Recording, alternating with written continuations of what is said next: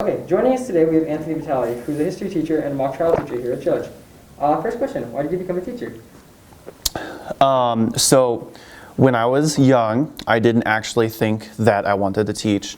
And when I was in high school, I actually was a student that sat, back of class kind of stereotype and didn't ever really engage with the lessons and just kind of thought it wasn't my thing. I would go on and become a doctor and I would do med school and all that stuff. But what I found really quickly in college was that I really did not enjoy learning about that stuff. And as much as my parents tried to get me to become a doctor, and as much as I thought that I wanted to become a doctor, I found out that it was actually because of the prestige and the money rather than the actual content.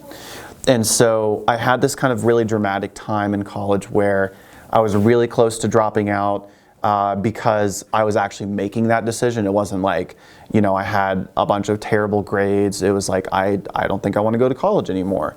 And then I really started to think about how throughout my high school experience, I would read through entire history textbooks in my class and just assumed that that's what normal people did. And then I was like, maybe not. And then I started to look at some other things that I was doing in my life, and I eventually kind of made the decision. It was totally just leap of faith, just no idea what education would be like. But I said, I think I want to be some kind of professor or teacher. I want to teach history. What was your favorite thing about teaching history and mock trial this year? I teach humanities because I see education as a form of liberation and emancipation. And there are incredible injustices happening in our world. And I think that, like I've said in some of our classes, when people do not know their past, they can't fight for the future. And so what I hope as a teacher of both of these subjects is that, and what I love teaching about it is that hopefully you can get something from the course where you can say, hey, I understand that this was an injustice that took place, and I've learned some things throughout the year in terms of what might be able to be done. Because y'all are still young, and I think there's a lot of figuring that stuff out.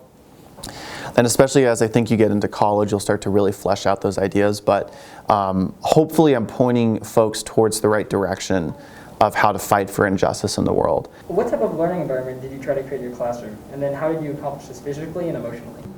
So I think that our current way of life in America, and maybe in a lot of the Western world, so we're talking Europe, North America, maybe Australia and New Zealand, but especially America, I think we're so bent on producing, progressing, and, the grind mindset.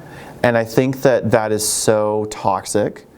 And I think that there's so much more to life than just grinding for something and making yourself miserable to make a few extra dollars. Our classrooms generally reflect that mindset. You sit in rows, you produce things, usually individually, and that's fine. I love writing essays. If it was my choice, it would just be, I think writing is fantastic. But what I specifically tried to establish was a community that was not just based on producing, a community not just based on maybe consumption in a way, like consumption of knowledge. I'm not really sure, but I wanted a community that was like, we share space together and understand that learning is a lot more than just doing what the teacher says and writing an essay or taking a multiple choice test. And that there can be a lot of kindness and excitement in classrooms too. And also that we don't always have to just work nonstop to get good results. How did you feel when you were awarded Teacher of the Year last year?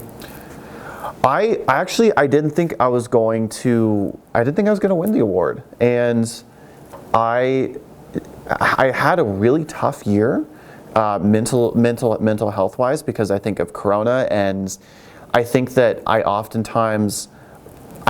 think a lot of times I put a sense of, I don't even know how to describe this, like every emotion that somebody could potentially be feeling, I think that it's somehow related to me. Like if somebody comes in and they're sad or upset, I'm like, oh, was it my class? Is it something I did? And so I don't think I was paying attention to the fact that like Corona was really taking a toll on a lot of people. And so when I won it, I didn't expect that I was going to win it. I thought that was going to be somebody else, but that I really felt it was kind of like I had been watching a story unfold from when I initially decided to do teaching and had no idea if it was going to work out, and I was really scared and I had no idea where my life was going to go. And then I did well in Portland. I went to Hawaii. You know, it's like, who knows if I'm doing this right? And then I get that, and I feel like that's kind of a good end to the first chapter of like leaving college and being more of an adult figure and finding some success. And then, if you're okay with us asking, could you tell us why you're leaving and how you've enjoyed your time here at Judge? Yeah. So I'm leaving because I think that if you marry somebody, you should support the growth of them and not just think that it's like you marry them and you're going to stay the same forever. And so when my wife felt like education and teaching was really not producing a lot of happiness and a lot of feelings like, you go home and feel like you did something that you enjoyed, that she wanted to do something else, I don't think there's any doubt in my mind that I would help her do what she wanted to do. And so she got a little position out in Amherst. It's an amazing school position. And so I would much rather pursue something that makes her happy, especially because I know that in 4 or 5 years, I'm going to go back to school to try to become a professor for history. And you could go anywhere in the nation. I'm going to try to get a fellowship, and that basically means they pay you to get a PhD. And so it works, 4 years of undergrad, I did that.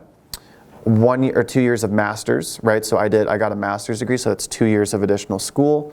So I'm going to go back and take an additional 5 years of school to get a PhD in history. And so I was like, it would be kind of I guess like a returning the favor. And then what was your favorite part of the Judge community you had? I know it's really cheesy, but from day one, I felt like this place was a home. And have you all ever been to a different high school? I haven't. Have you? Maybe you can attest to this, but we definitely have some things we need to fix. Yeah. I think the student body too. There's definitely some things that need to be fixed. As a teacher, there is a lot of good happening. The classrooms generally are so easy to get along with. There are no issues. And I've been at schools where from the very first day you meet somebody, they're like not only disruptive but destructive. And that's really hard to deal with. I've had, my first school, I've had the first day of the year, a class comes in, I have to kick them out in the first 5 minutes, right? And you never have to do that at the school. The most y'all do is just like little, talkings here and there. The faculty, as far as like for my experience, we're really close, and my department is fantastic. And every class I've had, it's just been kind of really like I don't have to do a lot. I mean, we just vibe together, and that's nice. And so I think it's just been a really. Oh, what's another thing is that there's a lot of freedom at this school for a teacher. So generally they trust you to do whatever you want to do, which is good and bad. I think it's good for somebody like me who takes this job really seriously in terms of content. And yeah, like all that stuff, family-wise, freedom, good kids. I mean, it's like, you really couldn't ask for more. Yeah. So, yeah. And then, last question. What do you think you're going to miss the most about Judge? I'm going to miss y'all the most. Yeah, so that's, and my department. And y'all, it's almost the exact same answer. I'm going to miss y'all the most, the department that I'm in, so because it's really fun, and then the freedom that I have. And also that I'm not teaching middle schoolers. No offense to middle schoolers, but man, they are scary. So Well, thank you so much for coming in and doing this interview. Yeah, You'll yeah. forever be known as the friendliest history teacher alive. Thank you.